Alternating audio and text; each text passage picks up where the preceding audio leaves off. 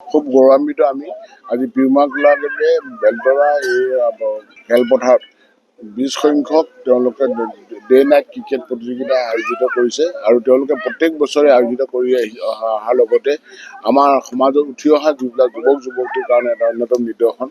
আজি এই ক্ৰিকেট খেলাৰ জৰিয়তে তেওঁলোকে সকলো ক্ষেত্ৰতে আমাৰ আচলতে খেলেই হৈছে আমাৰ অন্যতম এটা মাপকাঠি, যাৰ জৰিয়তে আমাৰ সকলো প্ৰকাৰ ডেভেলপমেণ্ট আচলতে শিক্ষা আৰু খেল দুটাই পইচাটো শিক্ষা আৰু খেল সমানে যেতিয়া অগ্ৰসৰ হয় তেতিয়া সমাজখনৰ লগতে ৰাজ্যখনৰ উন্নতি হোৱাৰ লগতে ৰাজ্যখনৰ এটা অন্যান্য মাত্ৰা লাভ কৰে।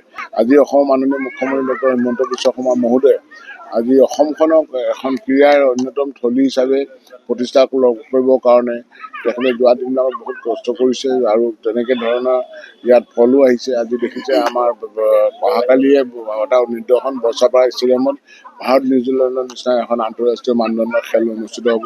এইবেলি আমাৰ 20তম দ্বিবাৰ্ষিক ক্ৰিকেট টুৰ্ণামেণ্ট আমি অনুষ্ঠিত কৰিছোঁ আৰু আমাৰ এইবাৰ ফাৰ্ষ্ট প্ৰাইজ ৰখা হৈছে 1 লাখ টকা, ছেকেণ্ড প্ৰাইজ 50,000 টকা আৰু আমি এইবাৰ মাত্ৰ 32টা টিমহে আমি ৰাখিছোঁ।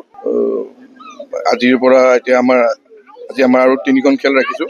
এই আজিৰ পৰা 28 তাৰিখলৈ আমাৰ খেল চলি থাকিব। প্ৰতিখন খেলতে মেন অফ দ্য মেচ আমাৰ ৰখা হৈছে।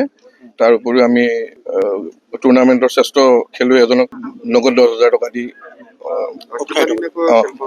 আমাৰ টোটেল 5 দিন থাকিব। আজিৰ পৰা 28 তাৰিখে শেষ হ'ব আমাৰ ফাইনেল খেল অনুষ্ঠিত।